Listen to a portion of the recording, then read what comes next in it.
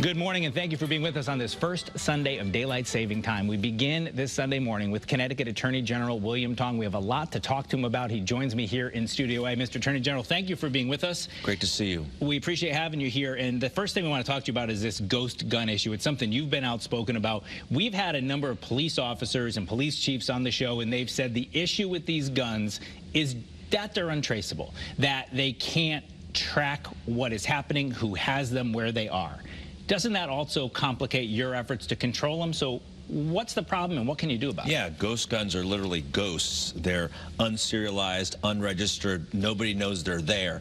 And they're now a menace on our streets. Back when I first wrote the law in 2018, I think, the first law in the country to ban ghost guns, they were sort of new for people. And, you know, by 2020, I think of the 200-something guns recovered on the streets of Hartford, 7 were ghost guns. Fast forward 2 or 3 years later, of the 350-something guns on the streets of Hartford that are recovered by police, now 57 of them or more are ghost guns.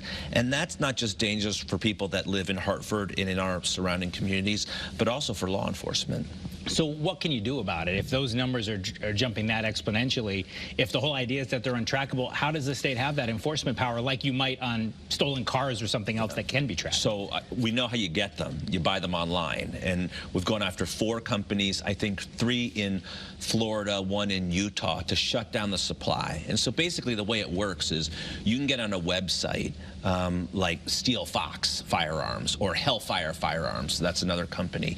And these sound like scary, ominous companies because they're selling basically kits to make AR-15s. And as you know, the AR-15 is banned in Connecticut. It was the gun that killed 26 people in Newtown, and we don't allow those to be sold here in Connecticut. But you can go on one of these websites, buy 80% of the machine parts to make an AR, get it home, go on YouTube, learn how to do it, and within roughly half hour to an hour, you can make it at home without anybody the wiser. So what's the legal jump there then? So you're going to have to say that these suppliers know that me, the end consumer, can do that, right? So is that something that you then and the lawyers in your office have to enforce and say, well, here's all these parts, but put together and with a little YouTube help, they're this, and this is why it's illegal? Yeah. They know it's illegal, and frankly, the fact that they're ignorant of the law, if they are, is no defense. But it's illegal in Connecticut. They can't sell them in Connecticut, and they represent on their websites that, you know, they'll sell to anybody, basically. And even if they say that it's illegal in Connecticut, they still ship to Connecticut. And we've heard that one of the owners of these companies has said, we sell our parts to anybody, anywhere, no questions asked. These guys are openly flouting the law, and we're going to go after them hard. We're going to make them stop selling these weapons of war into our communities. Do you have a feel for if, you know, you said it went from 7 to 57, whatever your numbers were there, do you have a feel if that's where they're coming from, that these people who are then being caught with crimes did go and buy them from Florida? Yeah. Or are they just part of the marketplace now, just like any other, you know, stolen gun a bad actor has in his hand? No, they're really a game changer, because back when I started, you know, 16 years ago in the state legislature, when we talked about gun trafficking, we're talking about what is known as the iron pipeline, where people drive up from Virginia or Florida and pop the trunk and they sell guns out of the back of their car, right? Now, the ghost guns have changed all of that. Now you can just get online, buy this kit, ship it to your house, and in the basement with some extra tools, and this is not complicated stuff. You go on YouTube, you can make an AR-15. And these guys who are selling these guns, essentially these guns, to people here in Connecticut, they know they're illegal, they know they're dangerous, and we're going after them. All right, I want to shift gears and talk about Stone Academy. There are so many students and people with other ties to those students who are so upset about that closure last month. And as you look at it, one of the tough things with that is not just holding them accountable, but I mean, you can't force them to reopen a school, right? So what can you say to those students? What can you do to give them some peace of mind? So we're focused on the students, and speaking of going after them, we're going hard after the people at Stone to get them to cough up records. You know, it's really important to know where students are in terms of their studies, what clinical hours did they have, what courses did they take, you know, what money did they borrow to pay tens of thousands of dollars up front, by the way, to go to Stone, because you're really can't get people in the right programs or get them their money back until you know the full picture from Stone. They haven't been super cooperative of late, and so we're pushing them really hard. But on top of that, we're working with our sister state agencies, the Department of Public Health, the Office of Higher Education, to make sure that we can place students in places like Griffin Hospital and Lincoln, Porter and Chester, other schools that offer similar programs. But again, in order to do that, you've got to figure out where people are in the life cycle of their education.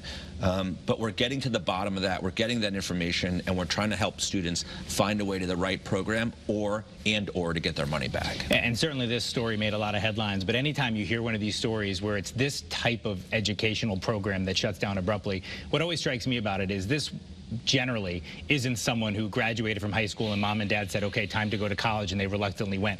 These are people who made a decision to try to better themselves, and in a lot of cases scrape together the pennies to do it. Does the state have the capacity to undo any of the wrong?